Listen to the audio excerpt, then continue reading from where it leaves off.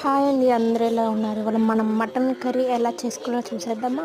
ముందు మిక్సీలో మసాలాకి onions, tomatoes, next చెక్క, లవంగ, యాలక్కాయలు, సంజీర పువ్వు, జీడిపప్పు, జీలకర్ర వేసుకొని బాగా మిక్సీ చేసుకొని దాన్ని పక్కన పెట్టుకున్న తర్వాత మటన్లో నీళ్ళు వేసి పసుపు ఉప్పు వేసి దాన్ని ఒక 7 విజిల్లు వచ్చేంత వరకు చూడండి.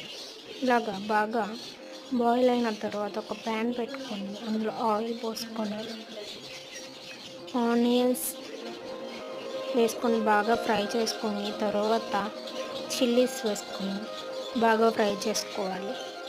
ఇలాగా బాగా ఫ్రై చేసుకున్న తర్వాత అల్లం వెల్లుల్లి పేస్ట్ వేసుకొని మళ్ళీ పచ్చివాసన పోయేంత వరకు బాగా వేయించుకోవాలి.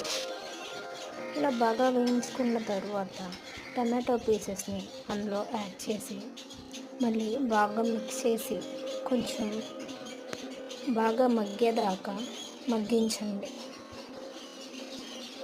చూడండి, ఇలా బాగా మగ్గిన తర్వాత మనం ముందుగా ప్రిపేర్ చేసి పెట్టుకున్న మసాలాను అందులో వేసి బాగా వేయించి పచ్చి వాసన పోయేంత వరకు వేయించుకొని అందులో సాల్ట్ వేసి పసుపు వేసి బాగా ఫ్రై చేయండి. ఇలాగా బాగా మగ్గుతున్నప్పుడు మూత పెట్టి ఒక 5 నిమిషాల నుంచి తీయండి. ఇలా బాగా మగ్గిపోతుంది.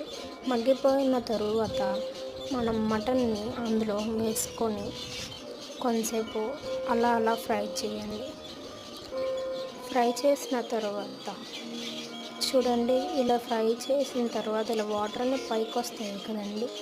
చూడండి, ఇలా మూత తీసిన తర్వాత వాటర్ అన్నీ పైకి వచ్చినప్పుడు కారం వేసుకొని సాల్ట్ వేసుకొని మళ్ళీ బాగా ఫ్రై చేసి వాటర్ పోసుకోవాలి. వాటర్ పోసుకున్న తరువాత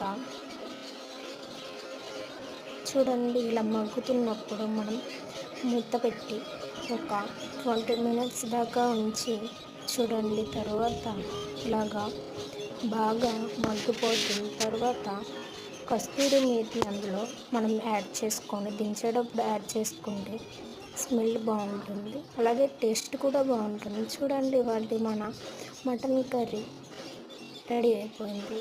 మీలో ఎంతమందికి మటన్ ఇష్టమో నాకు కామెంట్ చేసేయండి. Bye bye.